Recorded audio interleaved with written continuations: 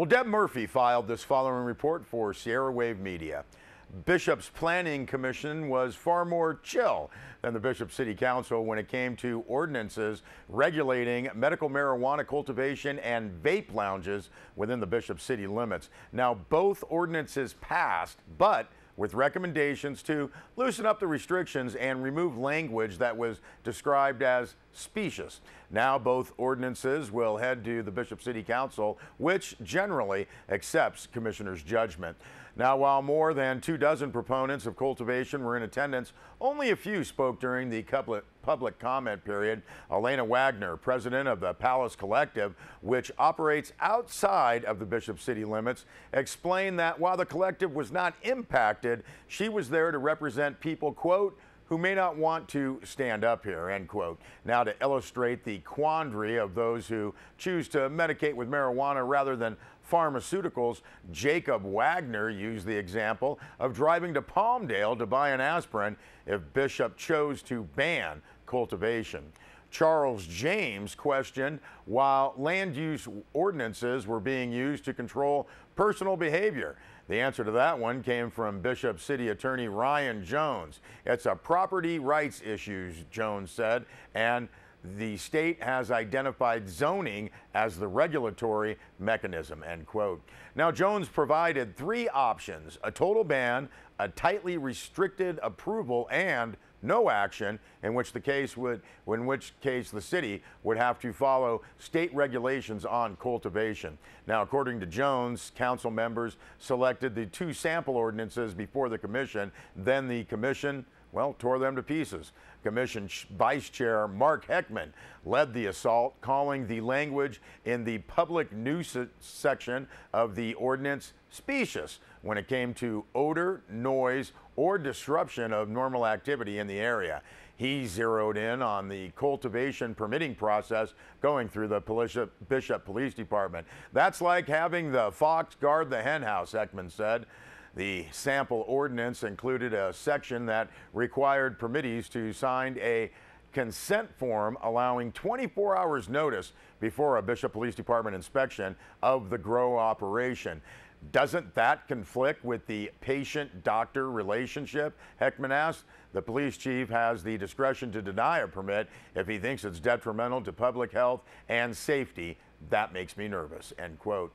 Now, Attorney Jones explained that the police department was chosen as the permitting agency simply because they have the resources in terms of manpower, while the city's planning department basically a one-man operation, and that one-man planning director, Gary Schley, explained that while business licenses are reviewed by the administrative office, public works, police, fire, and planning departments.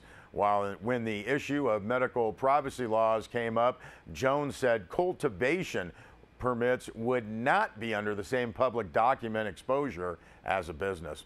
Now, while a few of the commissioners wanted to extend cultivation to outdoors, the majority wanted to keep it indoors, but in 100 square feet of space, not the 25 in the ordinance. Now, rather than rewrite the whole ordinance, Chairman Darren Malloy opted to send recommendations back to the Bishop City Council and let Jones do the wordsmithing. Considering the fact that the city has only a few months to go through a council public hearing and 2 readings of the ordinance before March 1st, the other 6 commissioners agreed. Now, as Attorney Jones outlined to the council last month, the state is working on its own cultivation regulations and has given cities and counties the options to pass their own ordinances. If those ordinances aren't on the books by March 1st, state regulations rule. Now, Malloy's option: adopt an ordinance with the intent that a qualified individual be allowed to maintain a licensed indoor grow operation, allow 100 square feet for that operation with the city's administrative offices handling the licensing. Also follow the state criteria, a 600-foot buffer between the operations and schools, and while the public nuisance section has some value, revocation of a grow license had to be based on nuisance calls directly related to that operation, and that motion passed 6-1. Then next on the agenda, vape shots. Chastity and Will Logan, owners of the Vape Lounge on Main Street, questioned whether their business would be impacted or fully grandfathered in. The answer, in terms of location, they were grandfathered in, but any other restrictions in the ordinance would apply. Now, does this any aspect of this negatively impact your business, Malloy asked. The answer, yes. The apparent requirement for a security guard, limits on the hours of operation, and that no shades or window coverings were allowed. Now, Bishop Interim Police Chief Ted Steck said that he saw no reason to require a security guard, but the ordinance did say the guard was at the department's discretion. Steck said he saw no reason to limit hours or restrict window coverings. Now, a majority of the commissioners were creeped out by a requirement that extensive information on employees be provided before a business license be issued. Commissioner Hank Trucillo moved to pass the ordinance with the following changes. Vape shops could have outdoor patios, no limit on hours, no visibility requirements, and strike out the buffer of 1,500 feet between vape shops. The only reference to employees was that they be over 18, and the motion passed. Now, the One Easy ordinance would incorporate vaping devices into the same restrictions on city property as tobacco products. Now, the one point of contention was the same ordinance would expand the no smoking ban to the entire Bishop City Park. The vote to approve was split 5-2 based on that item. And Deb Murphy also filed this report. According to Southern Inyo Hospital Administrative Assistant Mary Gonzalez, the hospital's employees were to be paid today, bringing them up to the October 31st pay period. Gonzalez also said that Chief Executive Officer Lee Barron is working to come up with the $65,000 payment that will keep the emergency room open through December. Now, at its special board meeting held on Monday, the board indicated the employees came first. Gonzalez said no pink slips have been issued. The long-term skilled nursing facility is not closing, Gonzalez said.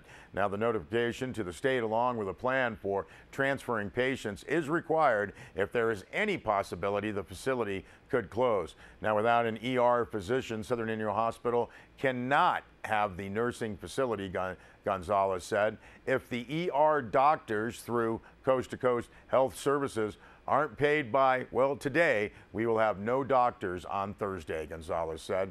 Now, those closure plans are reversible. Well, there's always money coming in, explained board member Mary Kemp. There's just no definite date. Kemp said approximately $400,000 from the healthcare district's parcel tax should arrive in mid-December. That money should bring the payroll up to date, according to Gonzalez, and possibly keep the ER open through January. Property tax dispersals will also be issued in the next 4 to 6 weeks. Now, in the meantime, discussions are ongoing with Ridgecrest Regional Hospital, and since Ridgecrest is a private hospital and Southern Inyo Hospital a private agency, any coordination of services requires a limited liability corporation. Now, Gonzalez said Southern Inyo Hospital's attorney is working on the required documents, and it could be in place within the next 2 to 3 weeks. That alliance would allow Southern Inyo Hospital employee health insurance benefits to be bundled with Ridgecrest, as well as crossovers with information technology and a shared physician for Southern Inyo Hospital's rural health clinic. In addition, Southern Inyo Hospital could offer home health care under Ridgecrest license. Now, according to Mary Kemp, the hospital is exploring different models for rural health care. We'll find a way to keep a health facility in Lone Pine, she said. It just might look different. And we thank Deb Murphy for those 2 reports. Well, if you're looking to get into the holiday spirit, the Bishop Area Chamber of Commerce and Visitors Bureau planning several fun and festive holiday events for the community. Everyone is encouraged to participate. Now, several changes have been made to this year's event lineup. Press release notes that the Christmas parade, tree lighting, and Street of Light events will all be held this Saturday, December 5th. Now, the parade will run from south to north, beginning at High Country Lumber and ending at the Bishop City Park. And please note that Main Street Highway 395 through Bishop will be closed to traffic in all directions Saturday 4:30 to 6:30 p.m. A detour will be available. That will be on Mandit Street on the south end and on Sierra Street on the north end of the parade route. Now, the press release notes it is very important that everyone comply with the detour for the safety and continued success of this important holiday tradition, and the Bishop Area Chamber of Commerce is thanking everyone in advance for their cooperation. Now, following the parade, there will be a brief tree lighting ceremony at the front of Bishop City Park, and after that tree lighting, everyone is encouraged to stroll downtown for the Street of Lights party.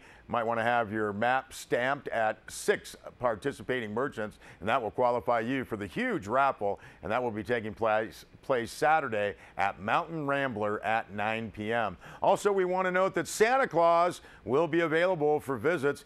Going to be in a new location this year. Santa will be at his shop at the corner of Main and Line next to Country Glass Saturday night from 6:30 until 8:30. Well, 'tis the season, and we're sure everybody's going to have a festive time in Bishop on Saturday night.